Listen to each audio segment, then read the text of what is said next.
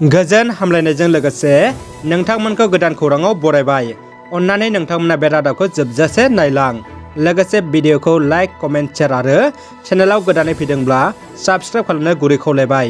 दानिया फैदो लोगोफोर रादाबखौ मिथिलांनि। गिबि खौराङाव दङ बाक्सा जिल्ला पुलिस बिफाना मेट्रिक आनजादाव उथ्रिसारनो हानाय फरायसाफोरखौ बरायदों। बाक्सा जिल्ला पुलिस बिफान नायदिंगिरिनि मावखुलियाव बे बोसोरनि मेट्रिक आनजादाव उथ्रिसारनो हानाय फरायसा फरायसुलिफोरखौ जिल्ला पुलिस बिफाना बरायदों। सा 20 मेट्रिक आनजादाव उथ्रिसारनो हानाय फरायसाफोरखौ बरायनाय समाव 5 फरायसाफ्रा डिस्टिंसन मोननाय, 4 फरायसाफ्रा स्टार नाम्बार मोननाय, 8 फरायसाफ्रा सेथि थाखोआव उथ्रिसारनाय आरो 3 फरायसाफ्रा नैथि थाखोआव उथ्रिसारनाय फरायसाफोरखौ जिल्ला पुलिस बिफाना मोनसे हाबाफारिनि गेजेरजों बरायो।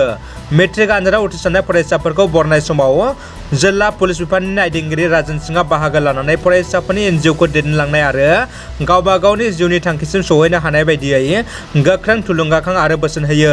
बे हाबाफारियावनो जिल्ला आखान्थि पुलिस नायदिंगिरि DSP देबजित बरदलै बिथाङाबो बाहागो लादोंमोन। बलिउडनि सुपारस्टार अक्षय कुमारनो बयजोंबो मोजां मोनजानाय आरो मान होजानाय फावखुंगुर गनायथि होदों। गोबाव सम बलिउड सावथुन मुलुगाव गावनि समखौ होबोनानै फाव खालामबोनाय मुंदांखा फावखुंगुर अक्षय कुमारखौ बलिउडनि गुबुन फावखुंगुरफोरनि मादाव सासे बयजोंबो मोजां मोनजानाय आरो मिथिसारजानाय फावखुंगुर हिसाबै सायख'नाय जाबाय। दिनै 14 जुन 2022 खालाराव देग्लायनि 16थि कमल कुमार ब्रह्म देरहासार बान्थानि मान बावनाय हाबाफारिखौ एबसुआ चिरां जिल्ला बेंटलनि जांख्रिखां फोथाराव खुंफुंनो थाखाय लाहार फाहार जाबाय। मान बावनाय हाबाफारिखौ मोजाङै मोजां जाफुंसारनाय बायदि मेरे एबसुनि गाहाय नेथारि मानग्रा मुरसि खनेन्द्र बसुमतारिया मैया थावनिखौ नायगिदिंहैदों। साफ्रोमबो मेलेमजिबि दिथागिरि आरो रायजो राजाफोरनि बाहागो लानानै फरायसाफोरखौ थुलुंगा होनो मेरे एबसुनि गाहाय नेथारिया बयखौबो खावलायहरदों। क'क्राझार जिल्लानि हरिनागुरि गोजौ फरायसालिनि गोदानै लुफुंजानाय उफ्रा थाखो खथाखौ सानजा क'क्राझार बियाबनि MLA मानगोनां लरेन्स इस्लारि बिथाङा बेखेवनानै होयो। बिथाङा उफ्रा थाखो खथाखौ बेखेवनो खाबु होनायनि थाखाय फरायसालिनि गासिबोनिसिमबो साबायखर बावहरदों।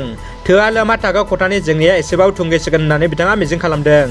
NDFBनि गायसनगिरि आफादगिरि रन्जन दैमारजों लोगोसे जेलाव थाफानाय माखासे केडारफ्रा थाबैनो उदां मोननांगौखौ हास्थायनानै बाथौ सिबिसालियाव आर'ज खालामदों। सिमला थानानि सिङाव थानाय गोदान दैलाजोन गामिनि रायजोफ्रा बाक्सा जिल्लानि सालबारि महकुमानि सिमला थानाय गोदान दैलाजोन गामिनि रायजोफ्रा बाथौ सिबिसालियाव आर'ज खालामदों। NDFBनि गायसनगिरि आफादगिरि रन्जन दैमारजों लोगोसे NDFBनि केडारफ्रा थाबैनो जेलनिफ्राय उदां मोननांगौनि थाखाय गाहाय दौरि आरो गासै बाथौ सिबियारिजों लोगोसे आगोमा आर'ज हान्जाफोरखौ लानानै लोगोसे फोरमायदों दि बे बाथौ मन्दिराव समनिफ्रायनो बयनिबो गोजोननि थाखाय आर'ज खालामबोदों होननानै।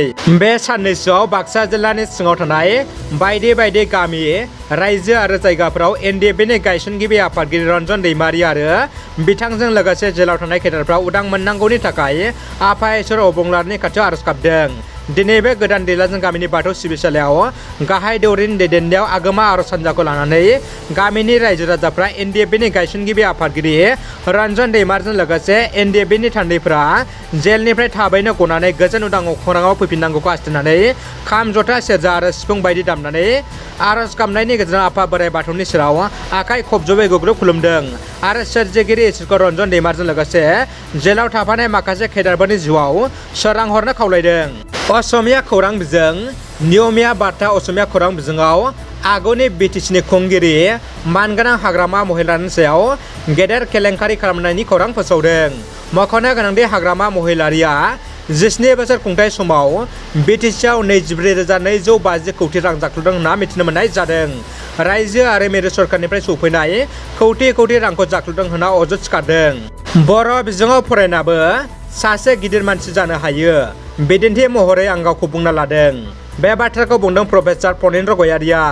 नोलोबारि दख'रा दुलाराय बर' फरायसा आफादा दिनै बर' बिजोङाव फरायनानै सेथि थाखोआव उथ्रिसार जानो हानाय फरायसाफोरखौ मान बावनाय हाबाफारि लायो। बे हाबाफारियावनो गाहाय आलासि महरै लेंना लाबोजायो प्रफेसार फनेन्द्र गयारि बिथाङा खौरांगिरिनि सिगाङाव बर' फरायसाफोरखौ थुलुंगाखां होयो। दानिया फैदो जोबथा खौराङाव।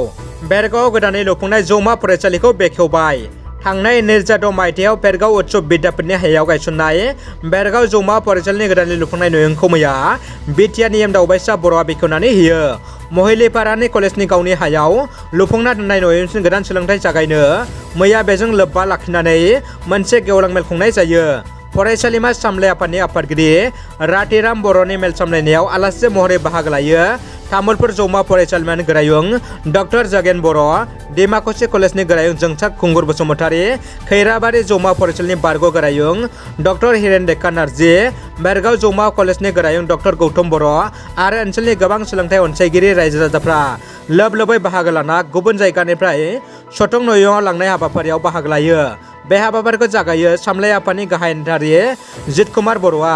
हाबाफारि जागायनायनि सिगां फरायसाफ्रा मोनसे हानजा मेथाइजों बेखेवनानै होयो। रादाबा एसेनोसै लोगोफोर, रादाबखौ जोबजासे नायनायनि थाखाय गासिनिसिमबो साबायखर आरो गोजोन हामलायनाय थाबाय। जै बर' हारिनि गोजोन्थों।